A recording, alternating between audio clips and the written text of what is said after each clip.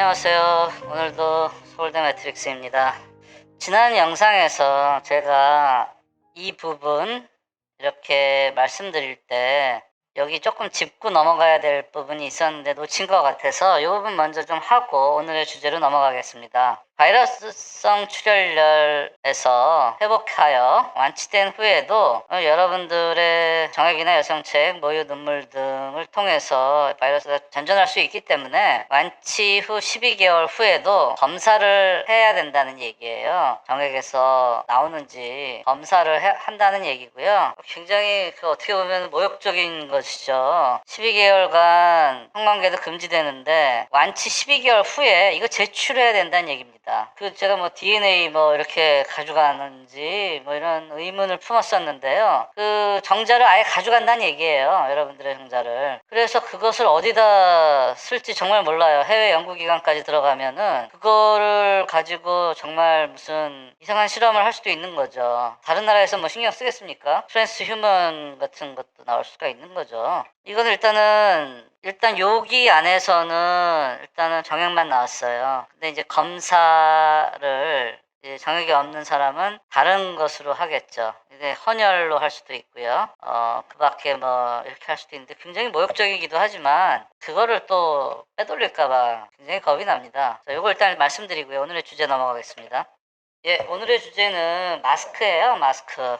이게 발발하기 전인데요. 우리나라의 병균이 상륙하기 전에 우리 많이 마스크 착용했잖아요. 미세먼지 필수품이라 그래가지고 오히려 건강에 안 좋다 이런 기사가 있어요. 의학적 근거가 많고 차단 효과의 검증은 좀 연구가 없고 일단은 환경부에서는 효과가 확실하다 그랬는데 그렇다 이런 내용들이 있습니다. 이렇게 숨쉬기 불편한 마스크 오히려 독 이런 기사도 발발 전에 있었어요. 미세먼지가 굉장히 안 좋기는 하지만 마스크가 더 안 좋을 수도 있다는 얘기인 것 같아요. 이제 의사 얘기 한번 볼까요? 의사는 아니고 약사네요. 이 약사의 얘기입니다. 마스크를 착용했더니 여기저기 아프다고요?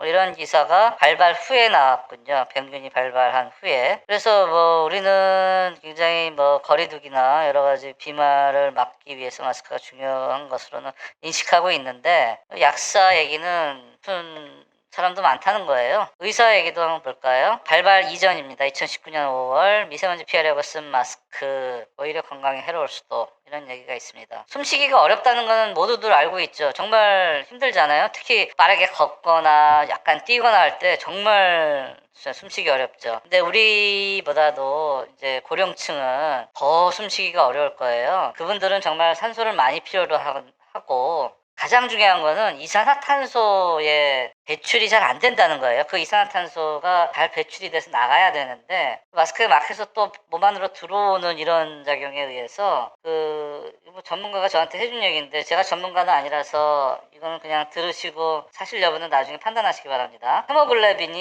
헤모글로빈이 혈중의 산소 농도가 너무 높아질까봐 걱정하며 산소를 더 쥐고 놓지 않으며 산소를 더 많이 움켜쥐기 위해 쥐고 있던 이산화탄소를 버린다. 이런 굉장히 어려운 얘기를 한 분이 있고요. 근데 이제 간단하게 얘기하면은 고령층이나 이제 중환자로 갈 수 있는 그런 분들은 이산화탄소 배출이 굉장히 중요하대요. 그래서 마스크를 병원에서 당연히 쓰고 있는데 그게 사실은 치명적일 수 있다는 얘기입니다.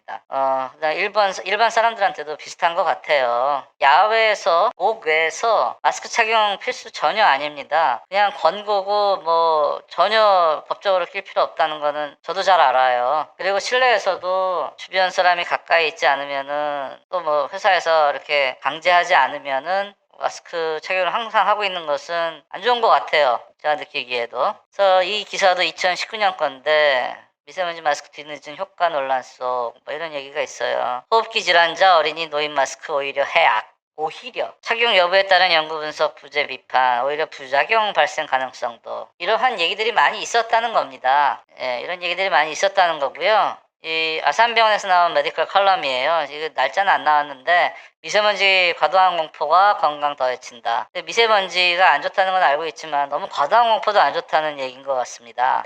88 올림픽 때는 더 뭐 이랬었고 지금 오염도가 미세먼지 최근에는 좀 좋아졌어요. 뭐 왜 그런지는 잘 모르겠습니다. 발발 이후에는 공기는 좋아졌습니다. 왜 그런지 정말 모르겠어요. 미세먼지 배출이 적기 때문이겠죠. 근데 그 전에 배출하던 거가 뭐 옆에 국가인지 우리나라인지 그것도 잘 모르겠고요. 그리고 옆에 국가에서 우리나라까지 잘 오는지도 잘 모르겠고요. 중간에 큰 바다가 있잖아요. 그리고 이제 왔다고 하더라도 그게 이제 공장에서만 나온 건지 그런 타에서만 나온 건지 잘 모르겠어요. 뭐 어떤 분은 그래요. 일부러 미세먼지 배출하는 데도 있다고. 아주 그 나쁜 기업인데 그런 기업이 있다면 요즘에는 좀 적어진 것 같긴 합니다. 예. 그래서 이 아산병원에서도 낙도 효과가 많지 않고 미세먼지에 숨쉬기가 답답하다면 건강에 해로울 수 있고 숨쉬기가 뭔가 불편하면 당장 벗어야 한다 이런 내용이 있습니다. 이거 발발 이전에 작성된 그런 것 같은데 굉장히 참고할 만한 것들이 많아서 제가 말씀드리는 겁니다. 예, 오늘은 뭐 저번 영상에서 제가 그 얘기하다가 중요한 핵심 포인트 하나 놓쳐가지고 말씀드렸고 굉장히 불쾌하고요 그 내용이. 그리고 저는 그거를 안 줄 겁니다. 그러면은 어떻게 할까요? 여러분들이 확진돼가지고 어디에 이제 격리돼 있을 때 격리 해제가 안 되지 않을까요? 계속 안 되지 않을까요? 정말 난감하죠.